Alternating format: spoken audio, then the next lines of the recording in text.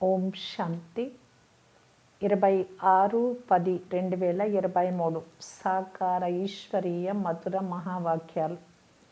మధురమైన పిల్లలారా, ఇప్పుడు గాఢాంధకారమయమైన భయంకరమైన రాత్రి పూర్తి అవుతోంది.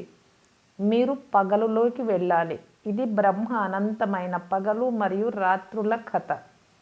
ప్రశ్న: సెకండ్లో జీవన్ముక్తిని పొందేందుకు లేక వజ్రతుల్యమైన జీవితాన్ని తయారు చేసుకునేందుకు ఆధారమేది? జవాబు: సత్యమైన గీత. అది భగవంతుడిచ్చిన శ్రీమతం. తండ్రి మీకు సన్ముఖంలో ఏ ఆదేశమైతే ఇస్తూ ఉన్నారో అదే సత్యమైన గీత. దీని ద్వారా మీకు సెకండ్లో జీవన్ముక్తి పదవి ప్రాప్తమవుతుంది.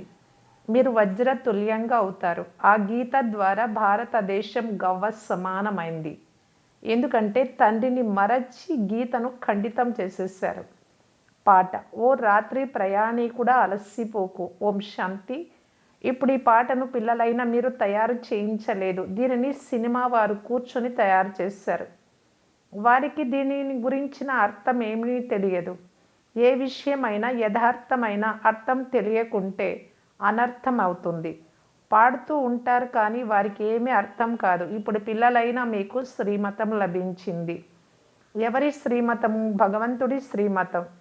భగవంతుడి గురించే భక్తులకు తెలియకుంటే మరి ఆ భక్తులకు సద్గతి ఎలా లభిస్తుంది? భక్తుల రక్షకుడు భగవంతుడు. వారిని రక్షించమని వేడుకుంటారు. అనగా తప్పకుండా ఏదో ఒక దుఃఖం ఉంది అనే కదా. మమ్ములను రక్షించండి అని అంటారు, ఎంతో మహిమ చేస్తారు. కానీ భగవంతుడు ఎవరో ఎవరి ద్వారా రక్షిస్తారో కొద్దిగా కూడా తెలియదు. భక్తులు లేక పిల్లలు తమ తండ్రిని తెలుసుకోని కారణంగా ఎంతో దుఃఖంలో ఉన్నారు. ఇప్పుడు పిల్లలైన మీకు దీని అర్థం తెలుసు. ఇప్పుడు ఇది ఘోర అంధకారమయమైన అర్ధకల్పపు రాత్రి. ఏ విద్వాంసులు, ఆచార్యులు, పండితులు మొదలైన వారికి రాత్రి అని దేనిని అంటారో తెలియదు. రాత్రి పడుకోవాలి అని, పగలు మేల్కోవాలి అని జంతువులకు కూడా తెలుసు. పక్షులు రాత్రి పడుకుంటాయి, మళ్ళీ ఉదయం అవ్వడంతోటే ఎగరడం మొదలు పెడతాయి. ఆ పగలు రాత్రిళ్ళు సామాన్యమైనవి. ఇది బ్రహ్మ అనంతమైన రాత్రి మరియు అనంతమైన పగలు. సత్యత్రేతాయుగాలు అనంతమైన పగలు, ద్వాపర కలియుగాలు రాత్రి. రెండు సగం సగం ఉండాలి కదా. పగటి ఆయువు 2500 సంవత్సరాలు. ఈ రాత్రి పగలును గూర్చి ఎవ్వరికీ తెలియదు. రాత్రి పూర్తి అవుతుంది అని అనగా 84 జన్మలు పూర్తి అవుతాయి అని, లేక డ్రామా చక్రం పూర్తి అవుతుంది అని ఇప్పుడు పిల్లలైన మీకు తెలుసు. మళ్ళీ పగలు ప్రారంభం అవుతుంది. రాత్రిని పగలుగా, పగలును రాత్రిగా తయారు చేసేవారు ఎవరో కూడా ఎవ్వరికీ తెలియదు. భగవంతుడి గూర్చే తెలియనప్పుడు మరి ఈ విషయాలన్నీ ఎలా తెలుసుకోగలరు? మనుష్యులు పూజిస్తారు కానీ తాము మహిమ చేసేది ఎవరినో వారికి తెలియదు. గీతను ఖండితం చేయడమే మొట్టమొదటి కారణమని బాబా కూర్చొని అర్థం చేయిస్తూ ఉన్నారు. శ్రీమద్ భగవద్గీత అని అంటారు. గీతాపతి భగవంతుడే కానీ ఏ మనిషి కాదు. బ్రహ్మ, విష్ణు, శంకరులను దేవతలు అని అంటారు. సత్యుగపు మనుష్యులు దైవీ గుణాలు కలిగినవారు. దైవీ ధర్మం కల శ్రేష్టాచారులను దైవీ గుణాలు కలవారని అంటారు. భారతదేశంలోని మనుష్యులు శ్రేష్టాచారులుగా ఉండేవారు. వారే మళ్ళీ అసురీ గుణాలు కలవారిగా అయిపోయారు. ముఖ్య ధర్మశాస్త్రాలు 4. ఇక ఏ ధర్మశాస్త్రాలు లేవు.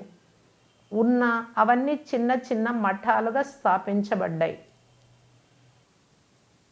ఉదాహరణకు సన్యాసుల మఠాలు, బౌద్ధ మఠాలు ఉన్నాయి కదా. బుద్ధుడు బౌద్ధ ధర్మాన్ని స్థాపన చేశాడు. మాది ఫలానా ధర్మశాస్త్రము అని వారంటారు. భారతీయుల ధర్మశాస్త్రం ఒక్కటే. సత్యుగ దేవీ దేవతా ధర్మశాస్త్రము ఒక్కటే. దానిని శ్రీమద్ భగవద్గీత అని అంటారు. ఆ గీత మాత అవుతుంది. గీత రచయిత పరంపిత పరమాత్మ. కృష్ణుడి ఆత్మ ఎప్పుడైతే 84 జన్మలు పూర్తి చేస్తుందో అప్పుడు మళ్ళీ గీతా భగవానుడు జ్ఞాన సాగరుడు అయిన పరంపిత పరమాత్మ నుండి సహజ రాజయోగాన్ని, జ్ఞానాన్ని నేర్చుకొని ఉన్నత పదవిని పొందుతుంది. ఇటువంటి ఉన్నతమైన ధర్మశాస్త్రాన్ని ఖండితం చేసేసారు. ఈ కారణంగానే భారతదేశం గవ్వతుల్యంగా అయిపోయింది. ఇది కూడా డ్రామాలో జరిగిన ఒక పొరపాటు. అదే గీతను ఖండితం చేసేసింది. తండ్రి ఇప్పుడు ఏ సత్యమైన గీతనైతే వినిపిస్తున్నారు అది తయారవ్వాలి. గవర్నమెంట్ వారు సత్యమైన గీతను ముద్రించాలి. ఇది శ్రీమద్ భగవాను వాచ. క్లుప్తంగా మంచిగా వ్రాయాలి అని బాబా పిల్లలకు ఆదేశంనిస్తున్నారు. సత్యమైన గీత ద్వారా క్షణంలో జీవన్ముక్తి లభిస్తుంది అని మీకు తెలుసు. తండ్రి వారిగా అయ్యి తండ్రి నుండి వారసత్వాన్ని తీసుకోవాలి. బీజము, వృక్షము, డ్రామా చక్రములను అర్థం చేయించాలి. సత్యుగా ఆది సత్యము, అది సత్యము మరియు సత్యంగానే ఉంటుంది అని కూడా మహిమ చేస్తారు. వృక్షమును తెలుసుకోవడం కూడా సహజమే. దీని బీజము పైన ఉంటుంది శివబాబా. ఇది వెరైటీ ధర్మాల వృక్షం. ఇందులో అన్నీ వచ్చేసాయి. పోతే చిన్న చిన్న శాఖలు ఏవైతే లెక్కలేనన్నీ ఉన్నాయి.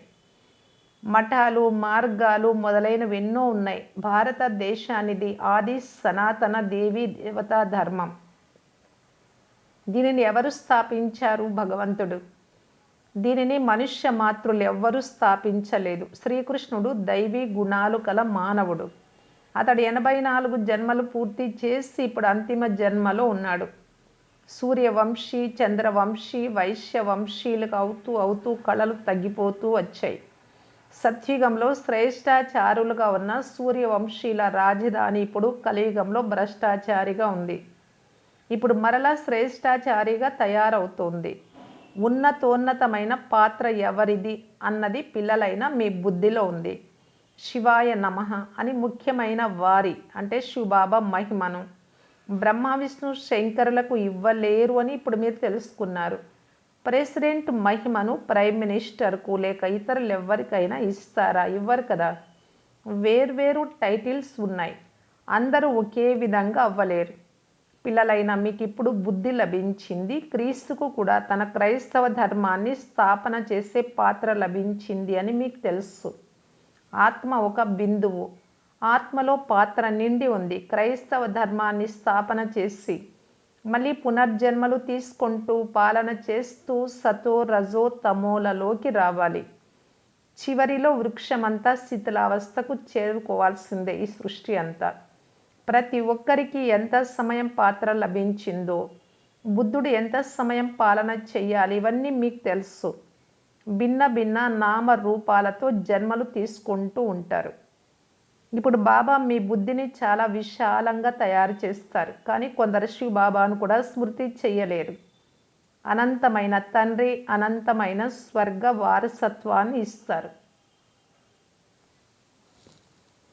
ఈ విషయాన్ని కూడా మీరు అర్థం చేయించలేరా?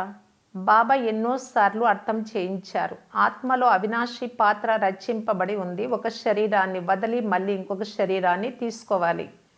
ఇవి అర్థం చేసుకోవాల్సిన ఎంత గుహ్యమైన విషయాలు. ఎవరు స్కూల్లో రోజు చదువుతూ ఉంటారో వారే అర్థం చేసుకుంటారు. కొందరు నడుస్తూ అలసిపోతారు. నీవే తల్లివి, తండ్రివి, మేము మీ పిల్లలము అని మహిమ కూడా చేస్తారు. నేను మీకు స్వర్గంలో అపారమైన సుఖంనిచ్చేందుకు పురుషార్థం చేయిస్తున్నాను. మీరు అలసిపోరాదు అని బాబా చెప్తున్నారు. ఇంత ఉన్నతమైన చదువును చదవడం మీరు వదిలేస్తారు. కొందరు చదువును వదిలేసి మళ్ళీ వికారాలలోకి కూడా వెళ్ళిపోతారు. మొదట ఎలా ఉండేవారో మళ్ళీ అలాగే అయిపోతారు. నడుస్తూ పడిపోతారు. ఇంకేం జరుగుతుంది? అక్కడ వారు భలే సుఖంలో ఉన్నా, పదవిలో అయితే తేడాలు ఉంటాయి కదా స్వర్గంలో. ఇక్కడ అందరూ దుఃఖితులుగా ఉన్నారు. అక్కడ రాజులకు ప్రజలకు అందరికీ సుఖం ఉంటుంది. అయినా ఉన్నత పదవి తీసుకోవాలి కదా. చదువును వదిలేస్తే మీరు అర్హులు కారు అని మాతాపితలు అంటారు. తండ్రి నుండి స్వర్గ వారసత్వాన్ని తీసుకుంటూ కొంతమంది పిల్లలు అలసిపోతారు. నడుస్తూ మాయ దాడి చేయడంతో తిరిగి వెళ్ళిపోతారు. ఏదైతే జమ చేసుకున్నారో అదంతా మళ్ళీ సమాప్తం అయిపోతుంది. ఇంకేమవుతారు? స్వర్గంలోకి భలే వెళ్ళినా పూర్తి సాధారణ ప్రజలుగా అవుతారు. నాకు చెందిన వారిగా అయ్యి మళ్ళీ అలసిపోతే లేక ద్రోహులుగా అయిపోతే ప్రజలలో చండాలుగా అయిపోతారు. అన్ని రకాల వారు స్వర్గంలో రాజధానిలో ఉండాలి కదా. స్వర్గాధిపతులుగా అవుతూ చదువును వదిలేసినట్లయితే అటువంటి మహామూర్ఖులు ప్రపంచంలో ఇక్కడ తప్ప ఇంకెక్కడా ఎవ్వరూ ఉండరు. నీవే తల్లివి తండ్రివి, మేము మీ పిల్లలము, మీ కృప ద్వారా స్వర్గంలో అపారమైన సుఖ సంపదలు లభిస్తాయి, కృప చూపించు అని కూడా వ్రాస్తారు. ఇక్కడ కృప చూపు విషయమే లేదు. నేను టీచర్ను, చదివిస్తాను, మంచి మార్కులతో పాస్ అయ్యేందుకు పురుషార్థం మీరు చెయ్యండి అని బాబా అంటారు. అంతేకాని నేను కూర్చొని అందరినీ ఆశీర్వదించను. మీరు యోగం చేస్తూ ఉంటే మీకు శక్తి లభిస్తూ ఉంటుంది. అందరూ సింహాసనంపై కూర్చోలేరు కదా, ఒకరి తలపై ఒకరు కూర్చుంటారా? కావున ముఖ్యమైన ధర్మాలు 4 మాత్రమే, శాస్త్రాలు కూడా 4. వాటిలో ముఖ్యమైనది గీత, మిగిలినవన్నీ దాని పిల్లలే. వారసత్వం మాతాపితల నుండే లభిస్తుంది. ఇప్పుడు బాబా సన్ముఖంలో అర్థం చేయిస్తూ ఉన్నారు. కేవలం గీతను చదవడం ద్వారా రాజాది రాజులుగా అయిపోలేరు.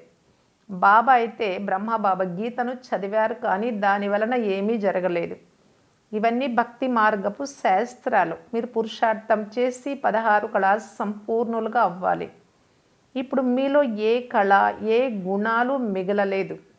నిర్గుణుడైన నాలో ఏ గుణము లేదు. మీరే దయ చూపించండి, మమ్ములను మళ్ళీ 16 కళా సంపూర్ణులుగా తయారు చెయ్యండి అని తండ్రిని మహిమ చేశారు మీరు. ఒకప్పుడు మేము ఎలాగైతే ఉండేవారమో మళ్ళీ అలా తయారు చెయ్యండి అని అంటారు. బాబా సన్ముఖంలో వచ్చి అర్థం చేయిస్తూ ఉన్నారని ఇప్పుడు మీకు తెలుసు. ఒక నిర్గుణ సంస్థను కూడా తయారు చేశారు. నిర్గుణ నిరాకార్ అనే పదానికి అర్థం కూడా తెలియదు. శివబాబాకైతే ఆకారం కూడా ఉంది. పేరు ఉన్నప్పుడు ఆ వస్తువు తప్పకుండా ఉంటుంది కదా. ఆత్మ ఎంతో సూక్ష్మమైనది, దానికి కూడా పేరు ఉంది. బ్రహ్మ మహాతత్వంలో ఆత్మలు నివసిస్తాయి, ఆ పేరు కూడా ఉంది కదా. నామరూపాలకు అతీతంగా ఏ వస్తువు కూడా ఉండదు. పరంధామము, శాంతిధామము, ముక్తిధామము, శాంతిధామము, పరంధామము, ముక్తిధామము అని పిలుస్తూ ఉన్నారు అంటే పరమాత్మ నివసించే చోటికి ఒక పేరు అనేది ఉంది. అలాగే పరమాత్మ, దేవుడు, స్వామి ఇలా అంటూ ఉన్నారు అంటే ఆయనకు పేరు ఉంది, భగవంతుడికి కూడా. అంటే నివసించే స్థానానికి పేరు ఉంది, పరమాత్ముడికి కూడా ఒక పేరు, అసలైన పేరే శివ. అది బాబా చెప్తూ ఉన్నారు. నామరూపాలకు అతీతంగా ఏ వస్తువు కూడా ఉండదు. భగవంతుడు నామరూపాలకు అతీతులు అని అంటారు, మళ్ళీ వారిని సర్వవ్యాపి అని అనేస్తారు. ఇది ఎంత పెద్ద తప్పు. ఈ విషయాలను మనుషులు ఎప్పుడైతే అర్థం చేసుకుంటారో అప్పుడు నిశ్చయం ఏర్పరచుకోగలరు. బాబా, మేము మిమ్మల్ని తెలుసుకున్నాము, కల్పకల్పము మీ నుండి రాజ్య భాగ్యమును తీసుకుంటూ వచ్చాము అని పిల్లలు అంటారు. ఇటువంటి నిశ్చయం ఉన్నప్పుడే చదువుకోగలరు. ఇక్కడ నుండి బయటకు వెళ్ళగానే మర్చిపోతారు. కావున రాజయోగాన్ని నేర్పించేందుకు శివబాబా తప్పకుండా వచ్చారు అని మొట్టమొదటనే వ్రాయించుకోవాలి. వ్రాసి కూడా ఇస్తారు, కానీ తర్వాత చదవరు. రక్తంతో కూడా వ్రాసి ఇచ్చారు, కానీ వారు ఈరోజు లేరు. మాయ ఎంత శక్తివంతమైనది. తండ్రి కూర్చొని ఎంతగానో అర్థం చేయిస్తారు. మీరు ఈ విధంగా ఉత్తరాలను వ్రాసినప్పుడు మీ విహంగ మార్గపు సేవ జరుగుతుంది. మీ శక్తి సేనలో కూడా నంబర్ వారుగా ఉన్నారు. ఒకరు చీఫ్ కమాండర్, కొందరు కెప్టెన్లు, కొందరు మేజర్లుగా ఉన్నారు, కొందరు సిపాయిలతో పాటు బరువులు ఎత్తేవారు కూడా ఉన్నారు. అంతా సైన్యమే. బాబా అయితే పురుషార్థం చేయిస్తారు కదా. ప్రతి ఒక్కరి పురుషార్థం ద్వారా వీరు రాజు రాణులుగా అవుతారా, లేక మంచి షావుకారు ప్రజలుగా అవుతారా, లేక సాధారణ ప్రజలలోకి వస్తారా, లేక దాస దాస్యులుగా అవుతారా అనేది తెలిసిపోతుంది పురుషార్థం ద్వారా. ఇది అర్థం చేసుకునేందుకు చాలా సులభం. అయితే మొదటి ముఖ్యమైన విషయం గురించి మాట్లాడాలి. బాబా మహారథులకు సేవ చేసి చూపండి అని ఎంతగా సవాల్ చేస్తారు. కావున విహంగ మార్గపు సేవ కొరకు మీ చింతన నడవాలి. అచ్చా, మధురాతి మధురమైన అపురూపమైన పిల్లలకు మాతాపిత బాప్దాదాల ప్రియ స్మృతులు మరియు గుడ్ మార్నింగ్. ఆత్మిక పిల్లలకు ఆత్మిక తండ్రి నమస్తే. ధారణ కొరకు ముఖ్యమైన సార్. ఫస్ట్ పాయింట్, చదువులో అలసిపోరాదు. అత్యంత ఉన్నతమైన చదువును ప్రతిరోజు చదవాలి, చదివించాలి. సెకండ్ పాయింట్, విహంగ మార్గపు సేవను చేసేందుకు యుక్తులు రచించాలి. యోగంలో ఉండి మీరు బాబా నుండి శక్తిని తీసుకోవాలి. కృప లేక ఆశీర్వాదాలను వేడుకోరాదు. వరదానము. వరదానాల దివ్య పాలన ద్వారా సహజము మరియు శ్రేష్ఠ జీవితమును అనుభవం చేసే భాగ్యశాలి భవ. బాప్దాదా సంగమ యుగంలో పిల్లలందరినీ 3 సంబంధాలతో పాలన చేస్తారు. తండ్రి సంబంధంతో వారసత్వపు స్మృతి ద్వారా పాలన, శిక్షకుని సంబంధంతో చదువుతో పాలన, సద్గురువు సంబంధంతో వరదానాల అనుభూతి పాలన ఒకే సమయంలో అందరికీ లభిస్తోంది. ఈ దివ్య పాలన ద్వారా సహజము మరియు శ్రేష్ఠ జీవితమును అనుభవం చేస్తూ ఉండండి. శ్రమ మరియు కష్టము మాట కూడా సమాప్తమైపోవాలి. అప్పుడు అంటారు అదృష్టవంతులు. స్లోగన్. తండ్రితో పాటు సర్వాత్మల స్నేహి అవ్వడమే సత్యమైన సద్భావన. అవ్యక్త ఇషారా. ప్రతి ఖజానాను సఫలం చేసి సఫలతామూర్తులుగా కావటానికి బాప్దాదా తెలియజేస్తూ ఉన్నారు. ఎవరు తన సూక్ష్మ శక్తులను హ్యాండిల్ చేస్తారో వారు ఇతరులను కూడా హ్యాండిల్ చేయగలరు. స్వయం పైన కంట్రోలింగ్ పవర్, రూలింగ్ పవర్ ఇతరుల కొరకు యథార్థమైన హ్యాండ్లింగ్ పవర్గా కాగలదు. కావాలి అంటే అజ్ఞాని ఆత్మలను సేవ ద్వారా హ్యాండిల్ చేయండి. కావాలి అంటే బ్రాహ్మణ పరివారంలో స్నేహ సంపన్నము, సంతుష్టత సంపన్న వ్యవహారము చేయండి. రెండింటిలోనూ సఫలీకృతులు కాగలరు. ఓం శాంతి.